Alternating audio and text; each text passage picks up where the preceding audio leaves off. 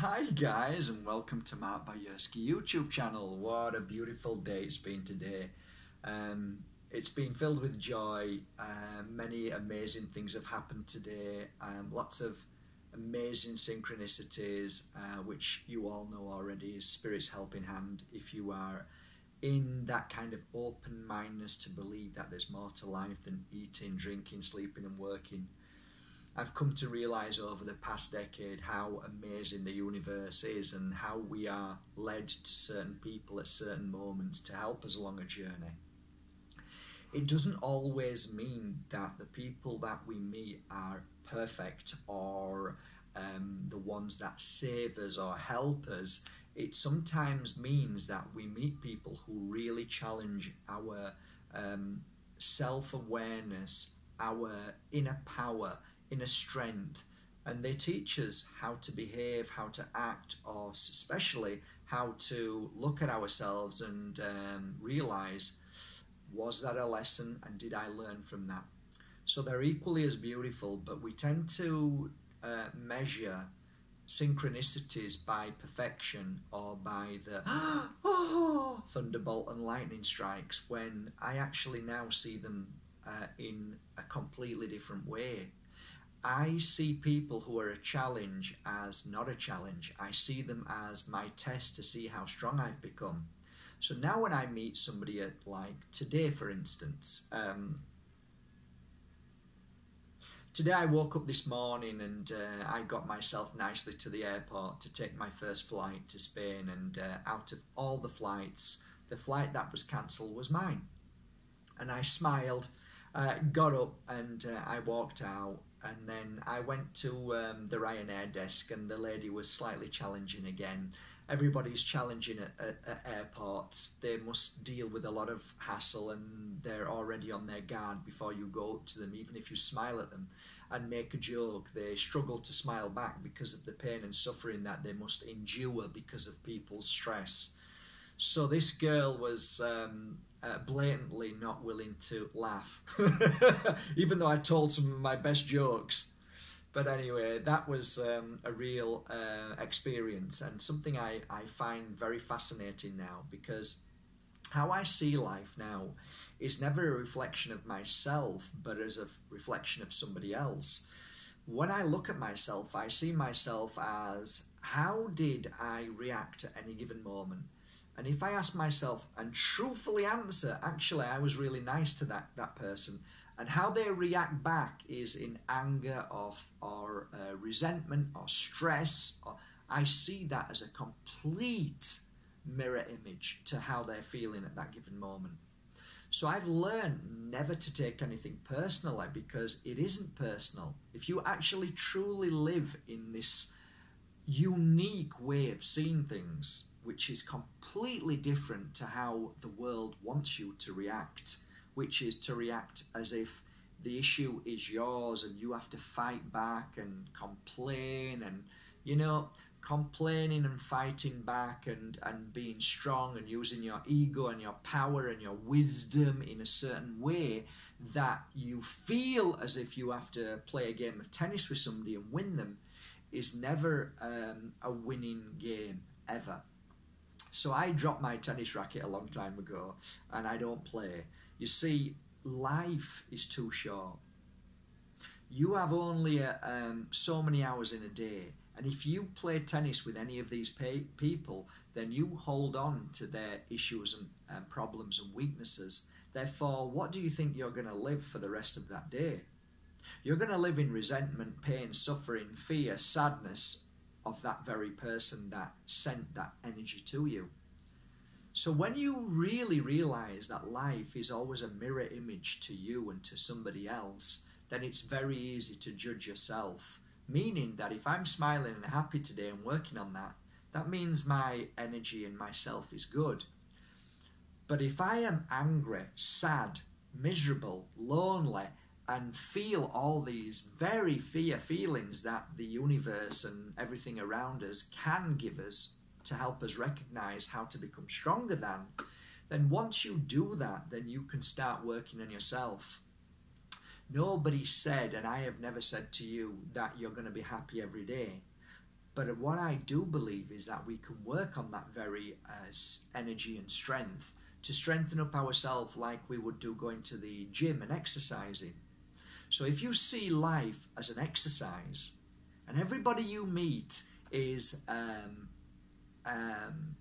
weight, a dumbbell, an exercise machine, if you see them as that, you kind of change your life really quickly, and nothing really affects you for long because you don't see anything personal anymore.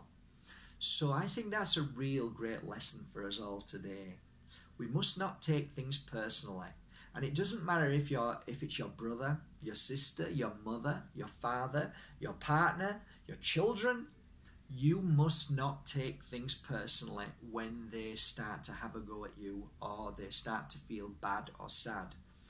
It is equally as important not to get involved in people's pain and suffering.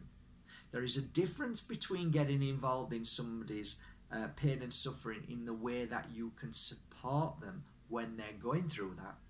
But you cannot get involved with their pain and suffering trying to fix them, because you cannot fix anybody.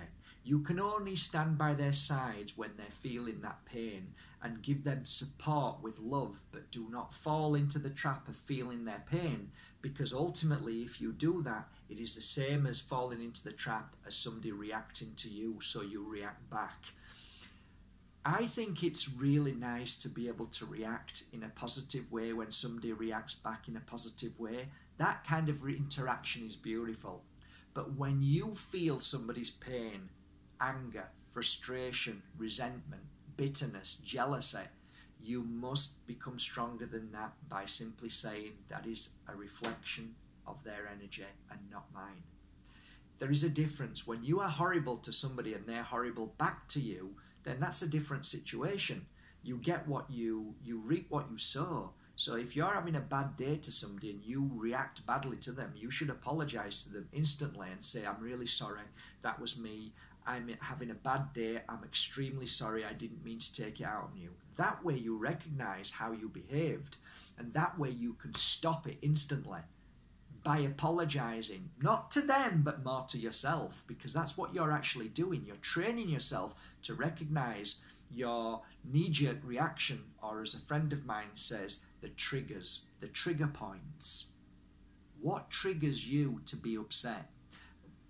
And once you do that, you can start to see a pattern on why you're triggering at any given moment. And that's a beautiful, beautiful thing to do. It really is, because then you're working on yourself. It means that you are more important than any situation around you. It means that you're now focusing on you and why you're being triggered. And you normally find you're being triggered because of your childhood. That's the bottom line. There are circumstances where you're triggered and you don't know why, and you look for it, and sometimes that's your past life. And I have a few of them regarding money. I have an issue with money with past life, and I've told you before, if you've ever watched any of my videos, a few people who didn't know who I were told me that I was somebody in a past life that made sense, even though it doesn't make sense of who that person is to me at all. But it's funny how 3 people said the same thing, that they thought I was in a past life. And that very person that I speak of suffered with money and issues with money and rejected money because I think, anyway, it's not important, but I do believe we've been here many times, and I do believe that we could have lived the life of many different people, and therefore we bring forward into our life some of the issues that we struggled with in past lives, and which I call memories. And those memories are ingrained into our very energy, and sometimes they come out and we think, where the hell did that come from? That's normally because of a past life. That's something that we have to work on too. That is another subject that I will get into one day, but that's a deep and long and very challenging subject that can take a long time. But I'm willing to share that with you and my experiences through my clients who have actually overcome those phobias and fears through healing. You know, I don't often talk about my work. I talk about the experiences of my work and the people that I've met and the things that have happened to them to change their life because of the work that I shared with them. I call it channeling. Information that is given to all of us daily to help somebody else. Ego doesn't exist in my world because I have never done anything to help you. And whenever you share a message to me saying, oh Mark, you've helped me, I say, no, I haven't helped you, because I can share this message with 1,000 people and 999 people will not get it. So why is it that 999 people who may have watched this video don't get it, but you do? You see, if it was me, everybody would get it, right? Because they've all watched it. But no, what it is that your moment comes and you are brought by the universe to a certain message, not just mine, but certain messages, certain people, certain signs, that then you become aware and then you become awakened to that, and that's when you grow. So ego can't really exist in a true enlightened environment with people who really share the truth that is channeled, because we know it's not ours. If somebody bottles information that is channeled and they use that to impress people or to try and say, this is me and this, you can't be that person because I am that person, then you know they're coming from ego and they're not really truly willing to share the information by what I consider to be the universe or the spirit world that is purposely for you at that given moment. Why do you think I made cards, angel cards, and the other set of cards? I didn't make them to be famous. I made them because I had all this information, didn't know what to do with it, and then one day somebody says, you should make some cards. And I went, really? Oh yeah, because when you say things, it really touches people. And I said, you know what? I've got all of that information stored on my phone because I just wrote it down. And therefore the universe is so clever. The cards were printed and made, and they have helped so many people. But they're not me. I was just somebody who channeled that information, and that information is the most beautiful and most pure messages to help certain people at the right moment. And once you realize this, you realize that you are just part of a very, very beautiful divine work in progress. And that's all it is every day. And we are here to help each other overcome certain challenges, certain things that we've been through in past life as well as this life with our mothers and fathers and brothers and sisters and partners. And we go through them challenges, and we then are helped by the spirit world to overcome those challenges.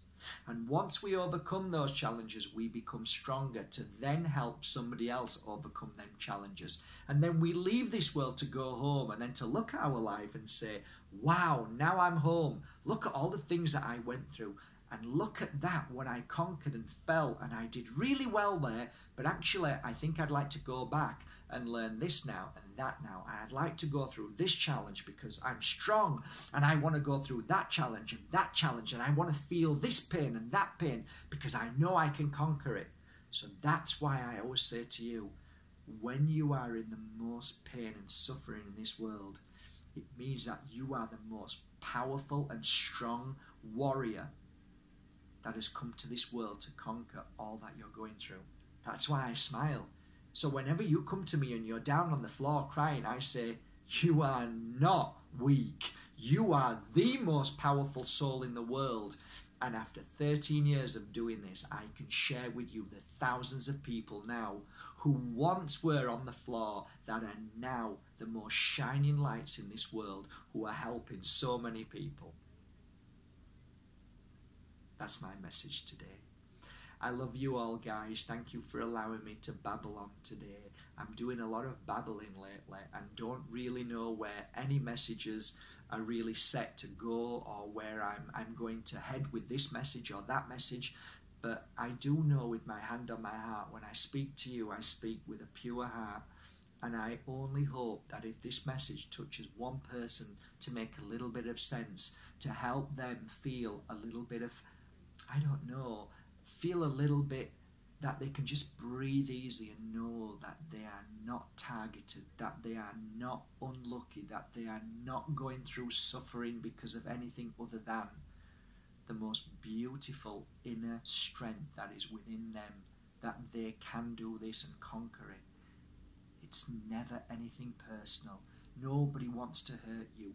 There is no bad luck. There's no voodoo. There's nobody trying to hurt you in this world. It is only that the powerful always feel the most suffering. I love you all. Have a great evening, guys, from a hotel room in Manchester. And tomorrow I may see you in the sunny mountains of Mias Pueblo. Till then, here, catch this. I love you all. Thanks for subscribing to Mark Bajerski YouTube channel. Bye, guys.